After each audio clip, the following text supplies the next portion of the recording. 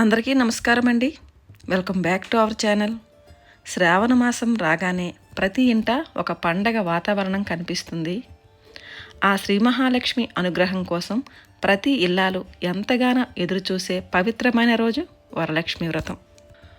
వరలక్ష్మి వ్రతం రోజు మనం చెప్పుకునే వరలక్ష్మి వ్రత కథ వెనక ఉన్నది ఒక సామ్రాజ్యపు రాణి కాదు, ఏ అపారమైన ధనవంతురాలు కాదు. ఆమె ఒక సాధారణమైన గృహిణి. ఆమె చారుమతి. ఎలాంటి ఆడంబరాలు ఆర్భాటాలు లేకుండా కేవలం తన ప్రవర్తనతో, తన అంతరంగ శుద్ధితో సాక్షాత్తు ఆ జగజ్జనని శ్రీ మహాలక్ష్మిని వశం చేసుకుంది. ఈరోజు వీడియోలో చారుమతీదేవి గొప్ప గుణగణాల గురించి, అమ్మవారు ఆమెను అనుగ్రహించిన అద్భుతమైన తీరు గురించి, ఇంకా నేటి ఆధునిక జీవితంలో మనందరికీ ఆమె జీవితం ఇచ్చే తిరుగులేని మోటివేషన్ గురించి చాలా వివరంగా ముచ్చటించుకుందాం. వీడియోను చివరి వరకు చూస్తే మీ జీవితాన్ని చూసే కోణమే మారిపోతుంది. స్కంద పురాణంలో చెప్పబడిన కొండినం అనే నగరంలో ఉండేది చారుమతీదేవి. అసలు ఆమెకు ఆ పేరు ఊరికే రాలేదండి. చారు అంటే ఎంతో మనోహరమైన, మతి అంటే ఆలోచన లేదా బుద్ధి అనే అర్థం. ఆ పేరుకు తగ్గట్టే ఆమె అంతరంగం మల్లె పువ్వులా పరిమళించేది.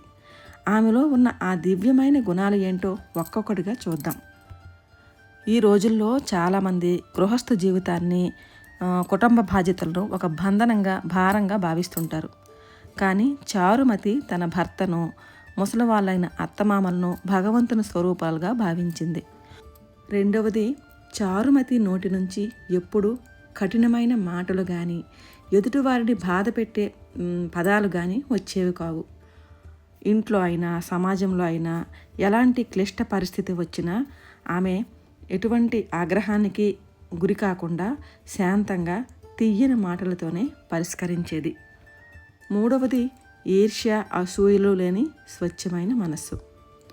మనం ఎంత పూజలు చేసినా ఎదుటివారి ఎదుగుదలను చూసి వారవలేనితనం ఉంటే ఆ పూజా ఫలితం శూన్యం.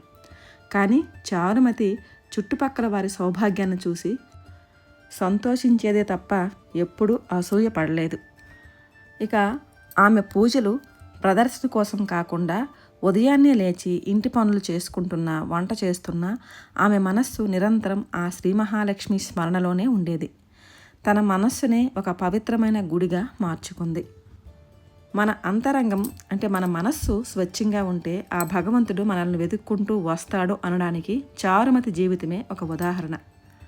చారుమతి దగ్గర లక్ష్మీదేవికి సమర్పించడానికి ఖరీదైన పట్టు వస్త్రాలు లేవు, రత్నాలు లేవు. కానీ ఆమె నిష్కలమైన గుణాలకు ఆ జగజ్జనని హృదయం ద్రవించిపోయింది. ఒక పవిత్రమైన రాత్రి చారుమతి గాఢ నిద్రలో ఉండగా స్వప్నంలో ఆ దివ్యమంగళ స్వరూపిణి శ్రీ మహాలక్ష్మీదేవి ప్రత్యక్షమైంది. ఆ రూపాన్ని వర్ణించడానికి మాటలు చాలవు.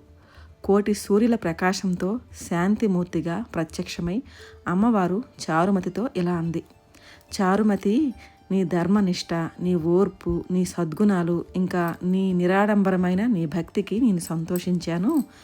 నువ్వు కేవలం ఒక ఇల్లాలివి మాత్రమే కాదు, సద్గుణాలకు ప్రతిరూపానివి. అందుకే నిన్ను అనుగ్రహించడానికి వచ్చాను అని. అలా చెబుతూ, శ్రావణ మాసంలో పౌర్ణమికి ముందు వచ్చే శుక్రవారం నాడు నన్ను వరలక్ష్మిగా భావించి పూజించు. నీకు, నీ ద్వారా ఈ వ్రతాన్ని తెలుసుకొని ఆచరించే లోకంలోని స్త్రీలందరకు నేను సకల ఐశ్వర్యాలు, సౌభాగ్యాలు ప్రసాదిస్తాను అని స్వయంగా వాగ్దానం చేసింది. చూడండి, చారుమతి తన మంచి గుణాల వల్ల ఎంతటి భాగ్యాన్ని పొందిందో. అమ్మవారు ధనవంతుల ఇల్లుకు పోలేదు, భవంతుల్లోకి పోలేదు. ఒక సద్గుణవంతురాలైన సాధారణ గృహిణి ఇంటికే వెళ్ళింది. ఈ కథ ద్వారా మనం నేర్చుకోవలసిన పాఠం ఏంటో తెలుసా? ఈ రోజుల్లో చాలామంది నాకు అదృష్టం లేదు, నా దగ్గర డబ్బు లేదు అని బాధపడుతుంటారు.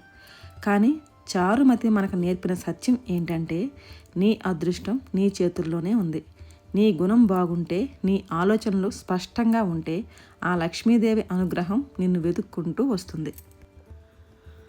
ఆడంబరం కంటే అంతరంగిక శుద్ధి ముఖ్యం. వరలక్ష్మి వ్రతం రోజు వేల రూపాయలు ఖర్చు పెట్టి డెకరేషన్లు చేయడం తప్పు కాదు. కానీ మనసులో ద్వేషం, ఎదుటివారిపై కుళ్ళు పెట్టుకొని ఎంత గొప్ప పూజలు చేసినా ఆ లక్ష్మీదేవి స్వీకరించదు. నీ మనసును చారుమతిలా స్వచ్ఛంగా ఉంచుకో. చారుమతికి అమ్మవారు కలలో కనిపించి వ్రత విధానాన్ని చెప్పారు కదా.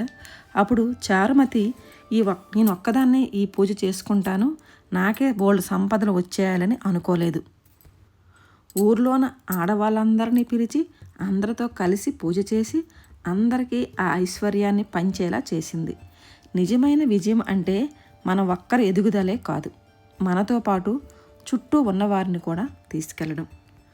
కాబట్టి శ్రావణ మాసంలో వరలక్ష్మీదేవి పూజ చేసుకునేటప్పుడు కేవలం పూజా సామాగ్రి మాత్రమే కాదు, చారుమతి లాంటి సద్గుణాలను, శాంతాన్ని, ప్రేమానురాగాలను కూడా మన జీవితాల్లో అలంకరించుకుందాం. ఆ తల్లి అనుగ్రహం మన అందరిపైన నిరంతరం ఉండాలని మనస్ఫూర్తిగా కోరుకుంటున్నాను. ఈ వీడియో మీకు నచ్చిందని అనుకుంటున్నాను. వీడియో నచ్చితే కనుక వెంటనే లైక్ చేయండి, మీ ఫ్రెండ్స్ అండ్ ఫ్యామిలీకి షేర్ చేయండి. ఈ చారుమతీదేవి సందేశాన్ని అందరికీ అందించండి. ఇంకో మంచి వీడియోతో మళ్ళీ కలుద్దాం. అంతవరకు సెలవు మరి.